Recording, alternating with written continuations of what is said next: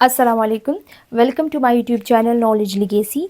आज हम आज हम चैप्टर नंबर 3 डायनामिक्स में वेट हम पढ़ेंगे। ठीक है, व्हाट इज़ वेट? वेट हमारे पास क्या है?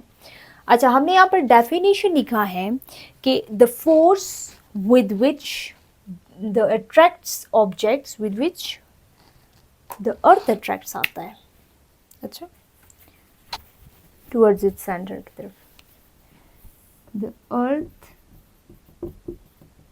अच्छा, with which the earth attracts objects towards its center is called weight।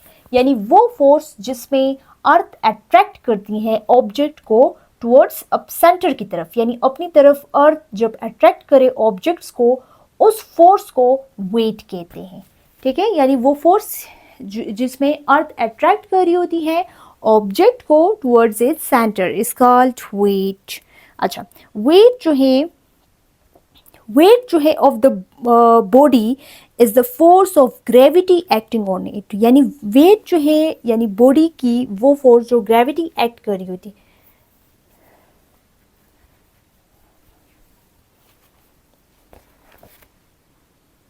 अच्छा, अगर हमारे पास हमने काइनेमेटिक्स चैप्टर नंबर 2 में काइनेमेटिक्स में हमने पढ़ लिया था कि जब भी हम किसी भी ऑब्जेक्ट को ड्रॉप करते हैं तो इसकी ये एक्सेलरेट करता है टुवर्ड सेंटर ऑफ अर्थ की तरफ एक्सेलरेट कर रही होती है। ठीक है, तो न्यूटन सेकंड लॉ ये स्टेट करता है कि जब भी हमारे पास एक फोर्स है, ठीक है, यानी ऑन एन ऑब्जेक्ट पे, वो रिस्पॉन्सिबल होता है उसके एक्सेलरेशन पे।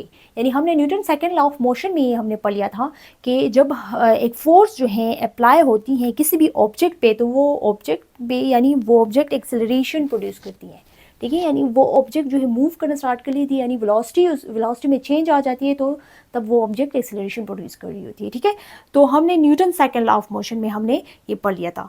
तो यानी फोर्स जो है Newton second law of motion ये स्टेट करता है फोर्स रिस्पॉन्सिबल है उस ऑब्जेक्ट को कि वो एक्सेलरेशन प्रोड्यूस करे, यानी वो एक्सेलरेट करे। अगर हम नेग्लिजिबल करें, एयर रेजिस्टेंस को भी हम हटा दें, ठीक है, नेट फोर्स जितने भी फोर्सेस है उस फॉलिंग ऑब्जेक्ट पर, यानी हमने चैप्टर नंबर 2 में पढ़ लिया था, यानी वो सब अगर हम हटा दें, यानी ग्रेविटेशनल फोर्स को हम कॉमनली उसका वेट ऑफ एन ऑब्जेक्ट कहते हैं। ठीक है, जब हम एयर रेजिस्टेंस को भी हटा दें, ठीक है, नेट फोर्स यानी उस फॉलिंग ऑब्जेक्ट पे, यानी किसी भी ऑब्जेक्ट को जब हम ड्रॉप करें और उस पर एयर रेजिस्टेंस हम हटा लें, फॉलिंग ऑब्जेक्ट पे नेट फोर्स जो लगती है उसको हम हटा लें, तो ग्रेविटेशनल फोर्स जो है यानी कॉमनली नेट उसका वेट कहलाती है। यानी वेट क्या है?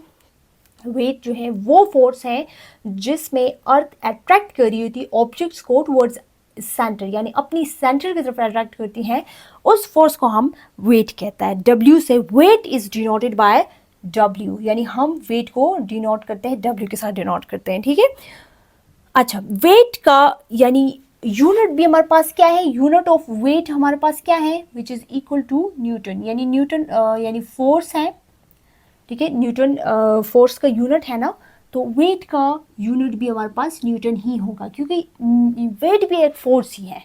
ठीक है, एक फोर्स है ना जो कि अर्थ अट्रैक्ट करती है ऑब्जेक्ट को अपनी तरफ, तो वो वेट होता है। ठीक है, वेट और यानी वेट और जो फोर्स है उसका यूनिट हमारे पास सेम है।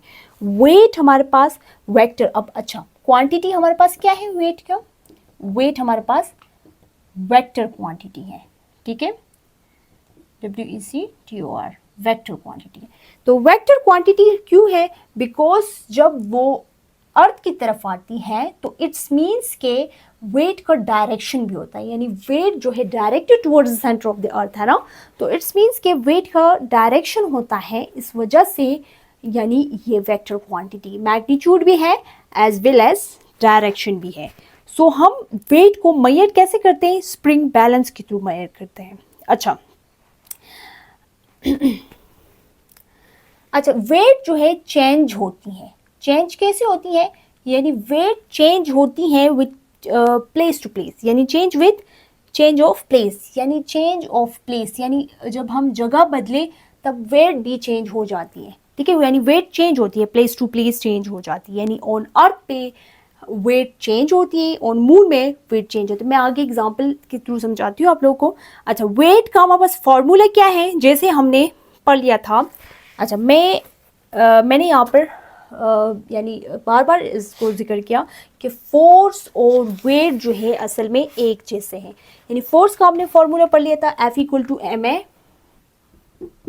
F equal to M A. तो वेट हमारे पास F जो है which is equal to W हो जाएगा। M क्या है, मास M ही हो जाएगा। A जो है ग्रेविटेशनल एक्सेलरेशन है ना, क्योंकि टूवर्ड्स द सेंटर है, ठीक है। सो ये हमारे पास G हो जाएगा, तो mg, weight equal to mg। So ये इसका फॉर्मूला है, this is the formula of weight. ये हमारे पास फॉर्मूला है वेट का।